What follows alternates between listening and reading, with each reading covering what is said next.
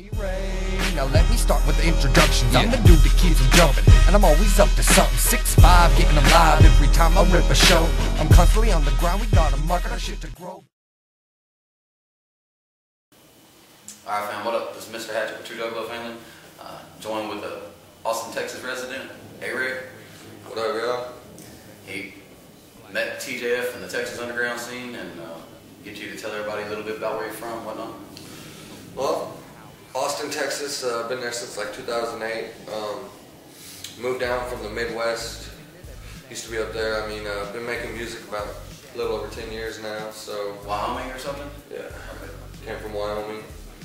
Mom still lives up there. Still, we've done 2 shows up there this year, or well, last year I guess you should say, 2011. So still go up there and do shows up there too. So. In the last year, I got you. Yeah. What we met at the Doomsday show and Doomsday production show in Dallas, and yes, was that July of 2010? I'm so bad with dates, man. I have no clue. A couple years ago. We were chilling ever since. It was a networking thing, and then we kind of kicked it off too, and so we chilled too. But as far as the performances you've done since then, the hosting gigs, tell everybody what you've been doing since then. Well, we've done a ton of shows. I mean, mainly just focusing a lot on the stage and in the studio. You know, we've done shows. I mean, we shared the stage with, you know, Killer Priest from Wu-Tang, Little White from Hypnotized Minds, Axe Murder Boys, Prozac, Hobson, Liquid Assassin, Mars. I mean, a ton of artists. I don't know off top really. I mean, to list them all, you know, but a lot of different. And then like the hosting too, though. That's what really like set it off. You know? Thanks to y'all when y'all did the Texas Underground Massacre, April of last year, April of 2011, and that was kind of my first hosting gig down here. And after that show, True Juggalo family, Fago Lovers, and Texas Hatchet Cartel. Just so you know. Yeah, that was Project Born, and it was an all-star lineup. I mean, from that show alone, I got a lot of, you know, connections, and Jay Dirty from, you know, Liquid Assassin, Smacko. Yeah, it was a stellar show, and that was, you know, my first hosting gig, and from that, you know, I got asked to host Mars and Psycho Jesus tour, and I did that, and then from there, I got asked to host the Hobson Halloween show, and I did that. And then I also hosted one of the dates that we did. We did all the Texas dates with A&B on their last tour. And I hosted the last one in Dallas that we did there. And getting ready to host the 2 Boondocks Texas dates this month. So I'll be hosting Dallas the 21st. And then me and Ronnie will be hosting Lubbock the second night. So DJ Ronnie Blaze. Yeah, R2. DJ Ronnie Blaze. Yeah, if you don't know who he is, you probably do anyway. You've seen him with Class. It's his DJ and hype man. And I mean, R2 Music, they're doing things out of the same area, so. Good people. Yeah, for sure. As far as TJF goes in our Juggalo community, we like to always pull the Juggalo stories out, let our community know the relevance. What's your history with that? Well, I've been, you know, I've been listening to ICP since I was like 13, 14 years old, and you know, that was in like '98. And then I really got big into hip hop and you know, Tupac and a lot of West Coast stuff and a lot of underground hip hop. And then I discovered Tech 9 in 2001, and like I was listening to Angelic, and I listened to that album so much. And then he came to Fort Collins, Colorado, and I remember I went to see him at Fort Collins. And then once I seen his live show, I was just like, shit. You know what I mean? I'm a technician, and really, I mean, the love for the underground and the underground movement has always just been there, you know what I mean? So yeah, it's like you got Juggalo love, but yeah, that technician bleeds through too, right? Yeah. That's kind of what fueled it, you know what I'm saying? Like, I was banging ICP with Juggalo, but then like that technician just fueled my love for the underground, and you know what I'm saying?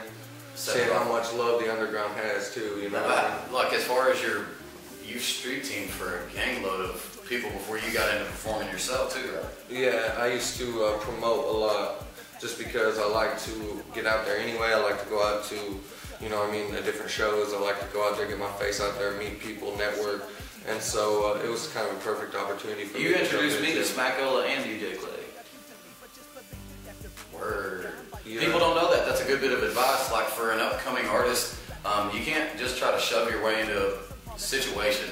Or expect to be doing something, you know what I mean? Like, you gotta pay dues and you gotta put in work and you gotta show people that you're serious, because it's not something that happens fast. Yeah, you gotta be humble, and you gotta realize that just because you don't like doing something necessarily, everybody that's ahead of you's probably done that too, and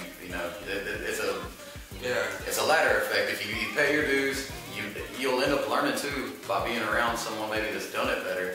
You'd be amazed what just being behind the scenes and doing something really irrelevant, what you can learn and what the connections you can make, and people will see your heart and where your mind too, man. If you'll see someone else's game that's on it and you don't necessarily have it yet, then it'll really help your career. Not to mumble about that, I just wanted to let everybody know, as far as the Juggalo side, you don't hear the Juggalo shout through in your music, so I want people to get to hear your Juggalo story before we talk about your music. Yeah, and we do. I mean, it's like. I do spit wicked shit and I do that, but more of my music is, it's what I write. How would you explain it? I would say my music is a reflection of myself, either stories of my past or what's going on around me, or stories of, people around me, like, my homeboy, blah, blah, blah, this and that. Like, oh shit, that's a song waiting to happen. Like, I already got a hook for it, you know what I mean? Real life. And yeah, you know what I mean? It's more of a reflection of storytelling that you got in old school hip hop, you know what I mean? When you would listen to it and the song would tell a story and the song would have a little bit more meaning, you know what I'm saying? And a lot of mainstream music nowadays, you know what I'm saying? And it's not that there's anything wrong with the mainstream per se, it's just that, you know what I mean, a lot of the music that makes it up there is watered down and it's not real, you know what I mean? Yeah, I can't agree with you more about that, that's for sure. I guess that's, where the underground love comes from. No doubt.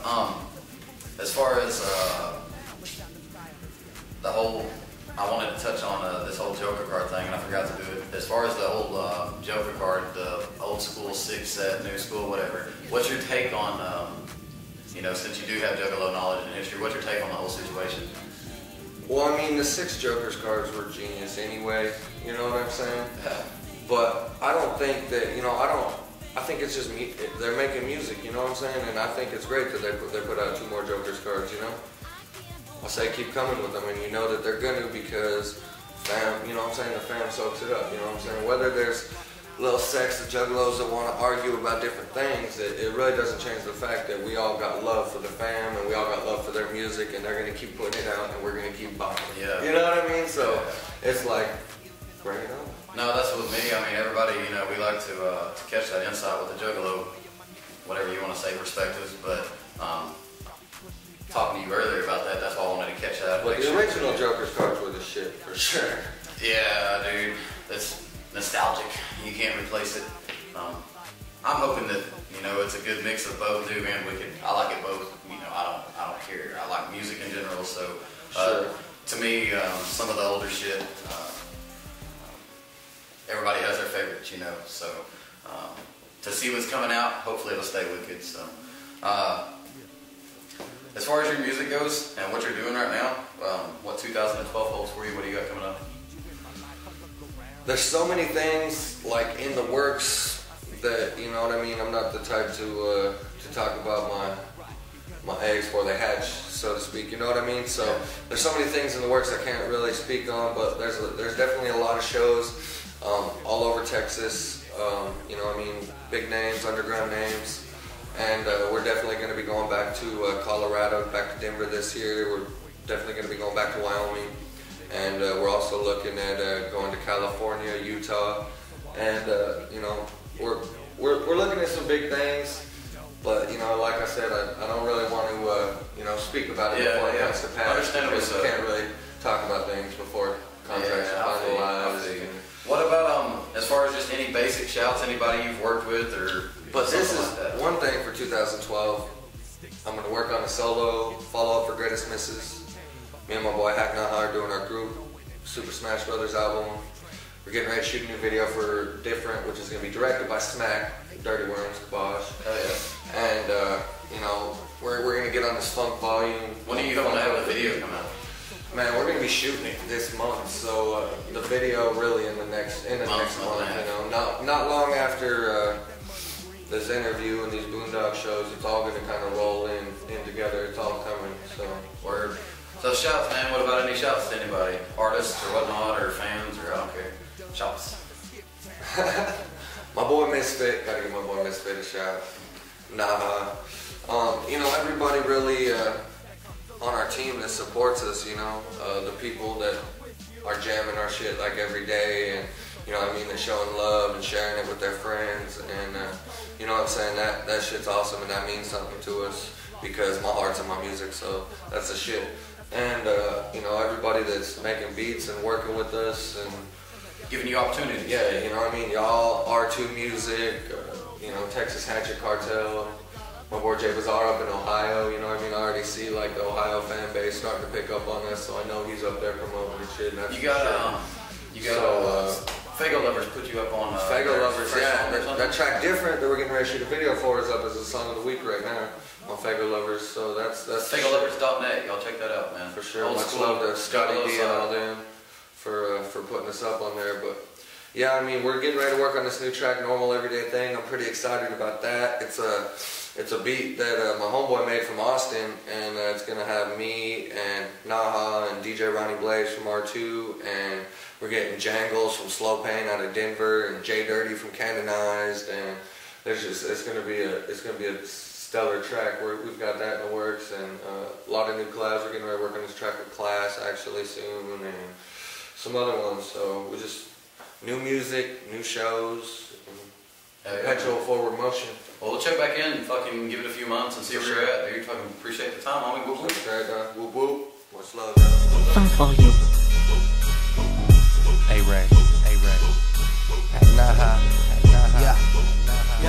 Yeah. Naha, baby. I'm the peak of performance. I'm storming people's importance, and it ain't easy to force it without a league of endorsement. I'm causing evil in courses. Of course, the streets will feel the torment the moment we steal it corporate. ARay. Now let me start with the introductions. I'm the dude that keeps them jumping, and I'm always up to something. 6'5", getting them live every time I rip a show.